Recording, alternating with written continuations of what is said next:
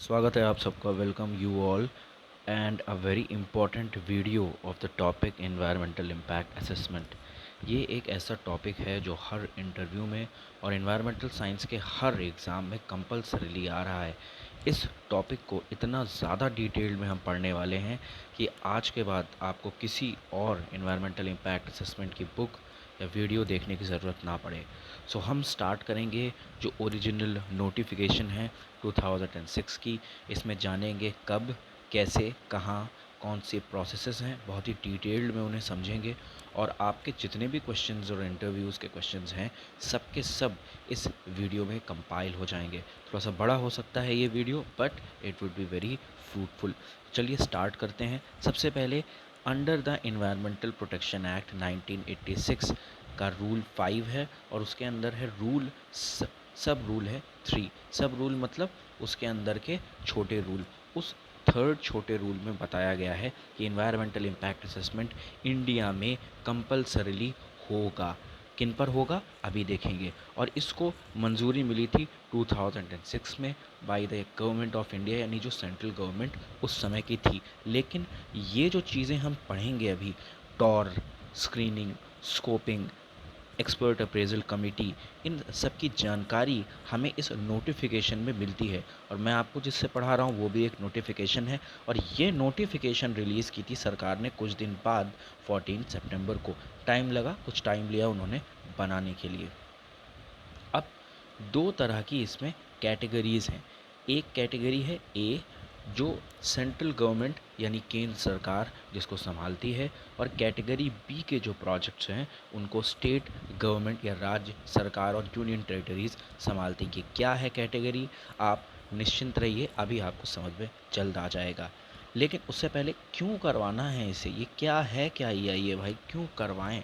तो देखिए, जितने भी नए प्रोजेक्ट या एक्टिविटीज़ हैं जो कि इस नोटिफिकेशन में पहले से बताए गए हैं, क्या आप अपना घर बनवा रहे हैं, एक दुकान खोल रहे हैं, एक पार्क बन रहा है आपके कम्युनिटी में, क्या ये सब भी ईआईए में आता है? बिल्कुल नहीं आता।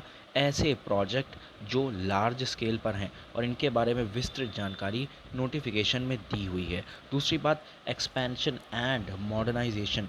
मान लीजिए पार्ले जो कंपनी है हमारी, वो पार्ले कंपनी जो पार्ले जी बिस्किट बनाती है, वो जो भी कंपनी है, उसने कहा कि अब हम नूडल्स भी बनाएंगे, या उन्होंने सोचा कि अब हम क्रीम लेयर के बिस्किट्स बनाएंगे या नमकीन बिस्किट्स बनाएंगे। तो ये जो इनका एक्सपेंशन है या मॉडर्नाइजेशन है, ये भी ईआईए क्लियरेंस मांगेगा और ये इस रूल में आ जाएगा। एनी चेंज इन प्रोडक्ट, मान लीजिए नूडल्स जो है उसमें अब वो पनीर नूडल्स बनाना चाहते हैं, या नूडल्स के अंदर वो कुछ और भी मिलाना चाहते हैं, तो वो जो मिला रहे हैं क्या उसकी वजह से भी कोई चेंज आएगा इन्वायरमेंट पे, इसको भी चेक करना बहुत ज़रूरी है।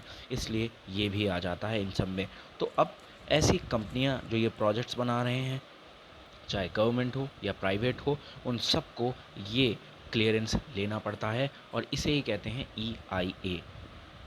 अब उन कंपनियों को जिन्होंने क्लियरेंस लेना है, वो क्लियरेंस लेने किसके पास जाएं, कैसे जाएं? तो देखिए, सबसे पहले गवर्नमेंट क्या करती है, गवर्नमेंट एक अप्रेजल कमेटी बनाती है और उससे बहुत पहले वो एक सबसे बड़ी कमेटी बनाती है, सबसे बड़ी अथॉरिटी, जो कि होती है स्टेट लेवल ईआईए अथॉरिटी। ये जो हमने अभी बात की, ये बी कैटेगरी के लिए है। ए कैटेगरी के लिए जो केंद्र सरकार है, गवर्नमेंट है, सेंट्रल गवर्नमेंट, वो एक ईआईए अथॉरिटी बनाती है, जिसे सिंपल हम ईआईए अथॉरिटी कहते हैं, और वो बनती है सेंट्रल गवर्नमेंट्स के प्रोजेक्ट के लिए। लेकिन जब स्टेट की बात आती है, तब हम उसे कहते हैं स्टेट लेवल अथॉरिटी, SEIAA। इसे भी गवर्नमेंट ऑफ इंडिया ही बनाती है। इसके जो मेंबर्स हैं उनके बारे में भी इन्वायरमेंटल प्रोटेक्शन एक्ट में ही सेक्शन 3 में उनके मेंबर की जानकारी दी गई है। कौन होगा, कितने एज का होगा, क्या क्वालिफ़िकेशन होगा, सब कुछ। और इसमें सबसे इम्पॉर्टेंट जो हैं वो आते हैं दो लोग, एक चेयरमैन है जो कि हेड होगा, बहुत ज़रूरी है कि वो ईआईए का एक्सपर्ट हो, और दूसरा होता है मेंबर सेक्रेटरी, ये एक गवर्नमेंट ऑफिशियल होता है। और स्टेट गवर्नमेंट या जो यूनियन टेरिटरी, जहाँ भी ये बन रहा है वही नेम फॉरवर्ड करते हैं। गवर्नमेंट ऑफ इंडिया क्या करती है, सिर्फ उनके रिकमेंडेशन पर काम करती है। ऐसा नहीं कि गवर्नमेंट ऑफ इंडिया अपनी चीज़ें थोपती है। स्टेट गवर्नमेंट उन्हें नाम देते हैं और बताते हैं हम इनका नाम क्यों दे रहे हैं। गवर्नमेंट ऑफ इंडिया फैसला लेती है कि हाँ आप सही कह रहे हैं इनको लें, या आप सही नहीं कह रहे हैं इनको हम नहीं लेंगे। और गवर्नमेंट ऑफ इंडिया वाला जो होगा, यानी कि जो सेंट्रल गवर्नमेंट में अथॉरिटी बनेगी नॉर्मल ईआईए वाली, उस क्या होगा, उसमें भी चेयरमैन होगा, उसमें भी मेंबर सेक्रेटरी होगा, और उसके नेम जो होंगे वो गवर्नमेंट ऑफ इंडिया खुद निर्धारित करेगी। बात समझ में आ रही है? तो हम पैरेलल लेके चल रहे हैं। ये हमारे चैनल्स हैं, आप अगर इच्छा हो तो आप इन्हें ज्वाइन कर सकते हैं। अब स्टेट लेवल जो ईआईए अथॉरिटी है, ये क्या करती है, इसके सारे डिसीजंस एनोनिमस होते हैं। एनोनिमस मतलब मीटिंग होती है, उसमें मिल बांट के विचार होता है। अगर राय मशवरा नहीं हो पाता है तो मेजॉरिटी का फैसला माना जाता है। ये ऐसा बिल्कुल नहीं है कि यहाँ पर वोटिंग करवाई जाती है बिग बॉस की तरह या और कुछ। ये नॉर्मल एक एनोनिमस डिसीजन लिया जाता है। और गवर्नमेंट ऑफ इंडिया क्या करती है, जब उसे नाम मिलते हैं at the date of the receipt of names, state government ने मान लीजिए 14 तारीख को उन्हें नाम भेजे कि इन लोग को चेयरमैन बनाओ, इनको तुम मेंबर ऑफ सेक्रेटरी बनाओ और इनको और कुछ भी बनाओ। उसके 30 दिन के अंदर गवर्नमेंट ऑफ इंडिया को SEIAA, यानी कि ये तो स्टेट लेवल EIA अथॉरिटी है, इसको बना देना है। कैसे बनाएगी, देखिए एक चेयरमैन हो गया हमारा, एक मेंबर सेक्रेटरी हो गया, और उसके अलावा ये 10 से 12 मैक्स टू मैक्स मेंबर्स को रख सकते हैं। कोई इन्वायरमेंट एक्सपर्ट होगा, कोई बायोडाइवर्सिटी का एक्सपर्ट होगा, अलग अलग लोग 6 भी रख सकते हैं, 5 भी रख सकते हैं, मैक्सिमम 10 या 12 रखा जाता है। अब ये स्टेट लेवल पे बन रही है, तो ये क्या देखेगी, कैटेगरी बी के प्रोजेक्ट। अभी हमने देखा, अगर ये स्टेट ना होता, ये सेंट्रल गवर्नमेंट होता। सेंट्रल गवर्नमेंट का आप समझ पा रहे हैं मतलब, सेंट्रल गवर्नमेंट का मतलब है, मान लीजिए एक हाइड्रो प्रोजेक्ट बन रहा है, वो हाइड्रो प्रोजेक्ट जो है वो गंगा रिवर पर बन रहा है। गंगा रिवर एक नेशनल रिवर है, और ये हाइड्रो प्रोजेक्ट बिजली बनाएगा जो कि पूरे भारत में सर्कुलेट होगी, ना कि एक स्टेट में। ये नेशनल प्रोजेक्ट हो गया। ऐसे प्रोजेक्ट के लिए सेंट्रल गवर्नमेंट इसको ए कैटेगरी में रखेगी। समझ रहे हैं, थर्मल कोई पावर प्लांट नया बनना है, थर्मल पावर प्लांट भी फिर से बिजली बनाएगा, और वो एक राज्य एक डिस्ट्रिक्ट को नहीं, कई सारे स्टेट्स को देगा। ये फिर से नेशनल प्रोडक्ट हो गया। तो इसीलिए ये सब कैटेगरी ए में आते हैं। लेकिन मान लीजिए उत्तर प्रदेश के अंदर, सिर्फ उत्तर प्रदेश में एक छोटा सा कैनाल बनाया जा रहा है, और उस कैनाल को मान लीजिए हमें क्लियरेंस लेना है, तो फिर ये कैटेगरी बी में उत्तर प्रदेश का जो स्टेट लेवल EIA अथॉरिटी है उसमें जाएगा। दूसरी बात है, जो नॉन ऑफिशियल मेंबर हैं, मैंने बताया आपको 12 से 15 लोग हो सकते हैं, 10 लोग हो सकते हैं, वो नॉन ऑफिशियल मेंबर हैं। ये ऑफिशियल नॉन ऑफिशियल क्या होता है, नॉन ऑफिशियल का मतलब कि वो किसी सरकारी पद पर नहीं है, वो एक्सपर्ट्स हैं, कोई प्रोफेसर है, कोई मान लीजिए कंसल्टेंसी में काम करता है, इनको नॉन ऑफिशियल मेंबर कहेंगे। और इनका 3 ईयर्स का टेन्योर होता है, उसके बाद फिर वापस से नए आदमी को चुना जाता है। ये सब इसलिए है ताकि पार्शियलिटी ना हो और यहाँ पे ट्रांसपेरेंसी बनी रहे। अब मान लीजिए एक बिल्कुल ही अजीब चीज़ हो गई। क्या अजीब चीज़ हो गई, मान लीजिए कि SEIAA जो है वो बना ही नहीं पाई स्टेट गवर्नमेंट, या उसने नाम तो रिकमेंड किया लेकिन गवर्नमेंट ऑफ इंडिया ही नहीं बना पाई, कुछ ऐसा हो गया। तो इस एब्सेंस में जो SEIA नहीं बन पाई, उस एब्सेंस में वो जो भी प्रोजेक्ट है उसे कैटेगरी बी में ही रखा जाएगा, लेकिन कैटेगरी बी का वो सेंट्रल गवर्नमेंट का प्रोजेक्ट बन जाएगा। अब सेंट्रल गवर्नमेंट क्या करेगी, सेंट्रल गवर्नमेंट अपनी एक EIA अथॉरिटी बना देगी, और स्टेट से कहेगी ना तुम मुझे नाम दो, ना मुझे तुम्हारी ज़रूरत है, हम अपने मन से बनाएंगे। ये रहेगा कैटेगरी बी में ही, क्योंकि ये है किसी स्टेट का प्रोजेक्ट, लेकिन सेंट्रल गवर्नमेंट उसको अपने अंडर ले लेगी फुल एंड फाइनल। कभी कभी सेंट्रल गवर्नमेंट क्या करती है, वो कमेटियाँ बनाती है, जैसे अप्रेजल कमेटी है, अप्रेजल कमेटी हम जस्ट आगे समझेंगे। तो एक स्टेट के लिए एक बने, 2 स्टेट के लिए भी एक, या 3-4 स्टेट्स के लिए भी एक बना सकती है। मान लीजिए छोटे छोटे स्टेट्स हैं, पैसा एंड रिसोर्सेज को बचाने के लिए वो ऐसे काम कर सकती है। अब बात करते हैं एक और इम्पॉर्टेंट पक्ष की, screening, scoping and appraisal committee. देखिए अप्रेजल कमेटी भी ऐसे ही 2 लेवल पर होंगी। एक होगी normal EAC, expert appraisal committee, ये सेंट्रल गवर्नमेंट में होगी। अभी हमने देखा ना, सेंट्रल गवर्नमेंट के कुछ प्रोजेक्ट हैं, नेशनल प्रोजेक्ट, हाइड्रो वाले, थर्मल वाले। उन प्रोजेक्ट में क्या किया, गवर्नमेंट ऑफ इंडिया ने अपनी कमेटी बनाई। जैसे कि स्टेट के लिए थी SEIAA, तो इससे आप सिर्फ स्टेट हटा देंगे, तो स्टेट हटाते ही ये क्या हो जाएगा, ये हमारा हो जाएगा, ये हमारा हो जाएगा EIAA, environmental impact assessment authority. ये हो गई सेंट्रल गवर्नमेंट की, ये सबसे बड़ी अथॉरिटी है। लेकिन ये इतना काम नहीं कर पाएगी, इसलिए इसको छोटी छोटी कमेटियाँ चाहिए। उस एक बहुत छोटी कमेटी का नाम है ये अप्रेजल कमेटी। ये अप्रेजल यानी कि ये रिकमेंडेशन देती है, लेकिन अंत में फाइनल रूप में जो फैसला होता है वो किसका होता है, वो SEIAA या EIAA का ही रहता है।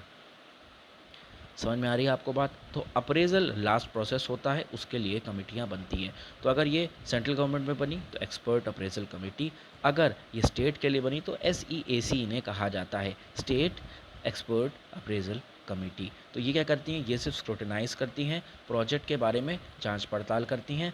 अंतिम फैसला SEIAA या EIAA को ही लेना होता है। अब ये अप्रेजल कमेटी बहुत इंपॉर्टेंट है, यही ज़्यादा से ज़्यादा काम करता है, इम्पॉर्टेंट काम यही करता है। इसको भी हर 3 साल में बदला जाता है। अगर 10 साल का प्रोजेक्ट है तो भी हर 3-3 साल में इनको बदला जाएगा, ताकि जो अधिकारी वहाँ बैठे हैं उनकी कुछ सांठ-गाँठ ना हो जाए और चीज़ें ट्रांसपेरेंट रहें। एथोराइज्ड जो मेंबर्स होंगे EAC और SEAC का, वो कभी भी उस साइट पे इंस्पेक्शन तो कर सकते हैं, लेकिन उन्हें नोटिस देना पड़ता है 7 दिन पहले, और उसके बाद जो एप्लीकेंट होता है वो वहाँ पर उनके पहुँचने की या उन्हें जो देखना है उसके लिए इंतज़ाम कर पाता है। इस प्रोसेस पे कई लोग डाउट करते हैं कि जब पहले से ही पता लग गया उसे तो वो तैयारियाँ कर लेता होगा, लेकिन देखिए इंडस्ट्रीज़ को भी तो तैयारी करना ज़रूरी है ना।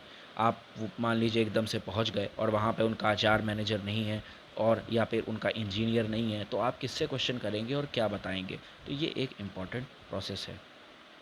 उसके बाद अब हमने ये सारी बातें समझ ली, अब बात करते हैं कि अब कंपनियां जो हैं वो, जो हमारी SEIAA है स्टेट की या EIAA है,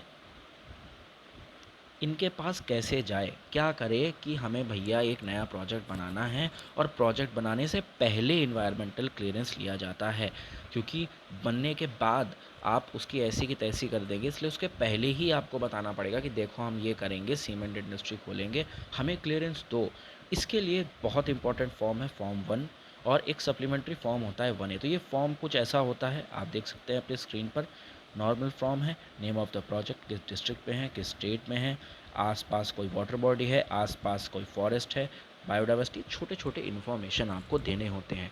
तो उस पर फिर वो विचार करते हैं कि अच्छा ठीक है, ये बायोडाइवर्सिटी के अंदर है, इसको तो नहीं बनने देंगे, या ये दूर है, हैबिटेट से दूर है और इसको बनने देंगे, ऐसा कुछ। अब आते हैं प्रोसेस पर। तो हमने समझ लिया कौन क्लियरेंस देगा, सुप्रीम बॉडी SEIAA या EIAA, उनकी मदद करती हैं अप्रेजल कमेटी EAC या SEAC, लेकिन ये इन्वायरमेंटल क्लियरेंस देती हैं। अब इन्वायरमेंटल क्लियरेंस के लिए कौन कौन से स्टेप्स हैं ये देख लेते हैं। पहला स्टेप है स्क्रीनिंग, दूसरा स्कोपिंग, तीसरा पब्लिक कंसल्टेशन और चौथा अप्रेजल। आई रिक्वेस्ट कि इंटरनेट पर बहुत जगह पर 10 से 12 स्टेप्स लिखे गए हैं, उनको मत देखें, सिर्फ 4 स्टेप्स हैं according to the detailed notification. कई बार ये सवाल के आंसर को आप गलत कर देते हैं। स्क्रीनिंग प्रोसेस बहुत ही नॉर्मल है, जैसे हम इंटरव्यू देने जाते हैं तो स्क्रीनिंग होता है एक एग्ज़ाम से हमारा, यहाँ पर भी वही होता है। जो फॉर्म 1 हम भी आपने देखा, उसको जो भर के आपने दिया है, या तो आपने state level expert appraisal committee को दिया हो, हाँ इसी को देते हैं। जो हमारी SEIAA है ना, वो बैठी रहती है इंतज़ार में, वो इंतज़ार करती है कि SEAC तुम काम करो, हम तो फाइनल रिज़ल्ट देंगे। तो ये लोग काम नहीं करते हैं, मजाक कर रहा हूँ, काम ये भी करते हैं, लेकिन उस समय हम जो भी चीज़ करते हैं एप्लीकेशन फॉर्म में भरते हैं वो SEAC को ही देते हैं या EAC को देते हैं। अगर सेंट्रल गवर्नमेंट का प्रोजेक्ट है, प्रोजेक्ट कैटेगरी A है आपकी, तो EAC को दीजिए। उसके बाद क्या होगा, वो उस फॉर्म को देखते हैं और कहते हैं यार इसमें तो ये कुछ पॉल्यूशन ज़्यादा हो नहीं रहा है, ठीक है इनको दे दो, इसके लिए EIA करवाने की ज़रूरत नहीं है, या नहीं यार बहुत डैमेजिंग है, इसको EIA करवाना पड़ेगा। तो तब कैटेगरी ये निर्धारित करते हैं B1 एंड B2। अगर चाहिए EIA तो B1 और नहीं चाहिए तो B2। एक कॉन्सेप्ट बहुत आराम से समझिए, अगर एक इंडस्ट्री कोई सेटअप कर रहा है तो एयर पॉल्यूशन वाटर पॉल्यूशन होगा, लेकिन अगर वो परमिसिबल लिमिट में है तो हमारे लिए वो हानिकारक नहीं है, इस बात को समझिए। ऐसा नहीं कि कोई इंडस्ट्री लगा रहा है, उसने जैसे ही एयर पोल्यूशन स्टार्ट किया आपने उसको रोक दिया और आपने कहा ये इंडस्ट्री यहाँ पे ख़त्म कर दो, नहीं, पोल्यूशन होगा, परमिसिबल में होगा, तो कोई दिक्कत की बात नहीं है। ऐसी स्थिति में EIA नहीं करवाया जाता है। समझ में आ रही है आपकी बात? अब दूसरे प्रोसेस पे आते हैं, स्कोपिंग। स्कोपिंग देखिए नाम बता रहा है, स्कोप ढूंढ रहे हैं कि क्या करना है, कहाँ करना है। तो स्कोपिंग के लिए सबसे पहली बात एक समझिए कि स्कोपिंग जो होता है उसमें जो एक्सपर्ट अप्रेजल कमेटी है या स्टेट एक्सपर्ट अप्रेजल कमेटी है, ये क्या करती है, टॉर निर्धारित करती है, terms of reference. Terms of reference बहुत इंपॉर्टेंट टॉपिक है, बहुत इंपॉर्टेंट क्वेश्चन है। ये वो क्वेश्चंस हैं जो कमेटी पूछती है एप्लीकेंट से, यानी कंपनी ने या कंपनी के मालिक जिसने भी एप्लीकेशन दायर किया है कि भैया ये में हमारे सवाल हैं कि अगर तुम सीमेंट की फैक्ट्री बनाओगे तो एयर पोल्यूशन होगा, और नॉक्स को कैसे कैसे मेज़र करोगे, या जो वाटर बॉडी है पॉन्ड उसका देख रेख कैसे करोगे, वो क्वेश्चंस पूछते हैं, इन्हें ही टर्म्स ऑफ रेफरेंस कहा जाता है। तो टर्म्स ऑफ रेफरेंस ऐसे ये नहीं है कि कमेटी के मन में कुछ भी आया उसने पूछ लिया, एक फॉर्म है उसका भी 1 या 1A, और उस टॉर को क्या करना होता है, फॉर्म को भरना होता है एप्लीकेंट को। तो जो भी एप्लीकेंट होता है वो खुद से भी टॉर भरता है, मतलब उसे पता है कि सीमेंट इंडस्ट्री है तो वाटर पोल्यूशन होगा, एयर पोल्यूशन होगा, वो खुद से भर के देता है। उसके बाद कमेटी उसे देखती है और उसमें अपने भी टॉर ऐड करती है। अगर टॉर को कन्वे करना है तो टॉर को जैसे ही फॉर्म 1 यानी इन्वायरमेंटल क्लियरेंस के लिए कंपनी ने अप्लाई किया, उसके 60 दिन के अंदर टॉर एप्लीकेंट को भेज दिया जाता है। अच्छा, ये जो टॉर होता है ये पहले से प्री डिफाइंड है, गवर्नमेंट ने पहले से बनाया है कि सीमेंट इंडस्ट्री के ये टॉर हैं, हाइड्रो एनर्जी पावर के लिए ये टॉर है। अभी जस्ट मैं आगे आपको बताता हूँ, और इनको वेबसाइट पर भी शो किया जाता है, मतलब एप्लीकेंट तक पहुंचाया तो जाता ही है, साथ में एक पोर्टल है अभी हम देखेंगे, उस पर वेबसाइट में भी आ जाता है। लेकिन अगर किसी कारणवश टॉर 60 दिन तक नहीं भेज पाई एक कमेटी EAC या SEAC, तो जो टॉर एप्लीकेंट ने खुद से बना के भेजे थे ना, वही फाइनल माने जाते हैं और उसी पर उसे काम करना होता है। ये है हमारा परिवेश पोर्टल, और यहाँ पर जब आप जाएंगे तो आप देखेंगे यहाँ पर है स्टेटस। आप स्टेटस देख सकते हैं कि स्टेट में कौन सी अप्रेजल कमेटी है, आप नोटिफिकेशन भी यहाँ से देख सकते हैं, मैं जो आपको पढ़ा रहा हूँ, और आप टॉर भी यहीं पर पाएंगे।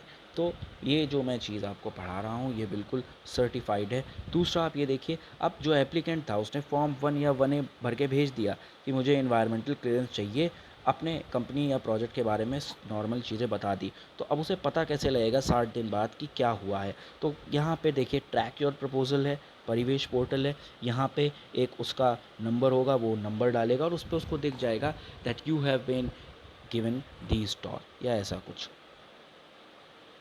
अब आते हैं पब्लिक कंसल्टेशन यानी थर्ड प्रोसेस पर। तो पब्लिक कंसल्टेशन जो होता है वो अथॉरिटी या SPCB अथॉरिटी, हम DM भी ले सकते हैं, म्यूनिसिपल कॉरपोरेशन को भी ले सकते हैं। ये क्या करते हैं, सबसे पहले EIA रिपोर्ट को एक अपेंडिक्स 3A है उस फॉर्म में वेबसाइट पर डालते हैं। यानी जो भी कंपनी है, उस कंपनी ने सीमेंट फैक्ट्री बनानी है तो उसका पूरा जो डेटा है EIA रिपोर्ट, उसके प्रोजेक्ट की डिटेल्स वो वेबसाइट पे डालते हैं, ना ये लोगों को पता तो लगे कि प्रोजेक्ट कहाँ है, कैसा है, कितने साल चलेगा, क्या चीज़ें हैं। उसके बाद कई और जगहें हैं जहाँ पर हम पब्लिक कंसल्टेशन नहीं करवाते हैं, जैसे projects except modernisation of irrigation, इसमें भी नहीं होता, एक्सपेंशन ऑफ रोड या हाईवे में भी नहीं होता, हाँ बशर्ते लैंड एक्विजिशन नहीं हो रहा हो, वहाँ पर भी नहीं होता। दूसरी बात, पब्लिक हियरिंग जो होगी वो जहाँ भी साइट है, मतलब जो भी कंपनी बना रही है उसी जगह पर या उसके आसपास करवाई जाती है। इसका सारा जो चीज़ें हैं वो कंपनी अपना देखती है, उसका खर्च यानी कि टेंट लगाना है, लोग आएंगे तो पानी, उनके लिए पंखा कूलर की व्यवस्था, चाय नाश्ता, और वहाँ पे SPCB यानी कि स्टेट पोल्यूशन कंट्रोल बोर्ड या सेंट्रल पोल्यूशन कंट्रोल बोर्ड भी उस देख रेख को देखता है। दूसरी बात यह है कि जो लोग आएंगे हियरिंग में वो उनका स्टेक होना चाहिए। ऐसा नहीं है कि आप लखनऊ से दिल्ली चले गए और एक पब्लिक कंसल्टेशन की मीटिंग में बैठ के कह रहे हैं कि ये गलत है, इसको हटाओ। ऐसा नहीं कर सकते आप। आपकी ज़मीन के आसपास है, आपसे वो कनेक्टेड है, आप 1 किलोमीटर के एरिया में वहाँ रहते हैं और एयर पोल्यूशन जो होगा वो आपको इम्पैक्ट करेगा, तब आप उस कमिटी में जा सकते हैं पब्लिक हियरिंग की और रिटन में अपनी चीज़ों को भेज सकते हैं। अब क्या हुआ, सारे रिस्पॉन्सेस जो हैं वो पब्लिक के वो क्या किए जाते हैं, वो जो एप्लीकेंट है उसको भेज जाते हैं, क्योंकि देखिए एट लास्ट तो उसी को भेजना है ना कि भाई पब्लिक की ये समस्याएं हैं, इनको दूर करो। अगर वो दूर नहीं कर पाता है तो फिर प्रोजेक्ट रिजेक्ट हो जाता है। और दूसरा है ये जो प्रोसीडिंग है, यानी कि जो भी ये पब्लिक कंसल्टेशन हुआ, लोगों ने अपने आरोप डाले, इसको 45 दिन के अंदर ही एप्लीकेंट को पहुंचाना होता है। इसकी पूरी वीडियोग्राफी कराई जाती है, पॉल्यूशन कंट्रोल बोर्ड की जिम्मेदारी होती है। इसकी रिकॉर्डिंग की सीडीज़ वो रखते हैं और एप्लीकेंट को भी भेजते हैं। न्यूज़पेपर में पब्लिक हियरिंग को कम से कम, अगर नेशनल प्रोडक्ट है, मतलब अगर ए कैटेगरी का प्रोजेक्ट है तो 2 न्यूज़पेपर, स्टेट का प्रोजेक्ट है तो कम से कम एक पेपर में पब्लिक हियरिंग आपको दान देना पड़ेगा कि 12 तारीख को पब्लिक हियरिंग है इस प्रोजेक्ट की इस एरिया में। अब जो एप्लीकेंट है, क्या हुआ, वो क्या करेगा, उसके काम भी देख लीजिए, बहुत काम होता है उनके पास। वो hard copy, soft copy, EIA report, CD, ये सब जो है डीएम को, ज़िला परिषद को और जो वहाँ की लोकल म्यूनिसिपल बॉडी है और रीजनल ऑफिस इन्वायरमेंट का, इन सबको भेजता है कि देखो भैया हमने स्क्रीनिंग कर ली, स्क्रीनिंग हो गई, स्कोपिंग हमारी हो गई, पब्लिक हियरिंग भी हमने करवा दी, अब भैया ये सब देख लो, अब आगे हमारा प्रोसेस बढ़ाओ। तो इसका प्रोसेस आगे बढ़ता है। अब आ जाते हैं अप्रेजल पर। पब्लिक हियरिंग हो गई, मान लीजिए पब्लिक हियरिंग में कुछ दिक्कतें आई और कंपनी ने उनके लिए मिटिगेशन मेजर्स कर दिया। अब अप्रेजल है, अप्रेजल मतलब अब बिल्कुल निकट आ गया है रिजल्ट। तो डिटेल्ड स्क्रूटनी, इसमें ईएसी या एसईएसी, वही अप्रेजल कमेटी, वही छोटी सी कमेटी जो एसईआईएए या ईआईएए की मदद करती है, वो अब इसमें अपना फैसला फाइनलाइज करती है। इसमें ये करते हैं, ये जो प्रिस्क्राइब्ड प्रोसीजर होते हैं अप्रेजल के, वो अपेंडिक्स 5 में दिए हुए हैं, वो उसी हिसाब से करते हैं। इसमें ये अपने कुछ रिकमेंडेशन तो जाहिर सी बात है ऐड करते हैं और एसईआईए या ईआईए को बताते हैं कि इस प्रोजेक्ट को रिकमेंड हम करते हैं, क्लियरेंस दो या ना दो। और ये सब इन्हें कब करना होता है, 60 डेज़ के अंदर। जैसे ही ईएसी या एसईएसी को वो जो पब्लिक हियरिंग की सीडी है, ईआईए रिपोर्ट और सारे डॉक्यूमेंट्स मिल जाते हैं, उसके 60 दिन के अंदर इन्हें हर हाल में अपना फैसला सुनाना है अप्रेजल का। अप्रेजल का मतलब आप समझ रहे हैं, गुहार लगाना या सजेशन देना। तो अब सजेशन ये दे चुके हैं, उसके बाद अंतिम फैसला किसका होता है, अंतिम फैसला ईआईएए का होता है या एसईआईएए का होता है, ये क्लियरेंस देना है कि नहीं। लेकिन कुछ इंपॉर्टेंट फैक्ट, पहला फैक्ट है कि अगर अथॉरिटी डिसएग्री हो जाए, क्लियरेंस मना हो जाए, तो 40 दिन होते हैं एप्लीकेंट के पास दोबारा से ठीक करके रिपोर्ट को ठीक करना। रिपोर्ट का मतलब कि उसमें और क्या वो मिटिगेशन मेजर्स ले सकता है, कैसे इन्वायरमेंट को कम हार्म कर सकता है, और ये सिर्फ एक ही बार मौका दिया जाता है और दोबारा वो क्लियरेंस के लिए अप्लाई कर सकता है। फिर से रिजेक्ट हो गया तो फिर तो कभी नहीं हो पाएगा।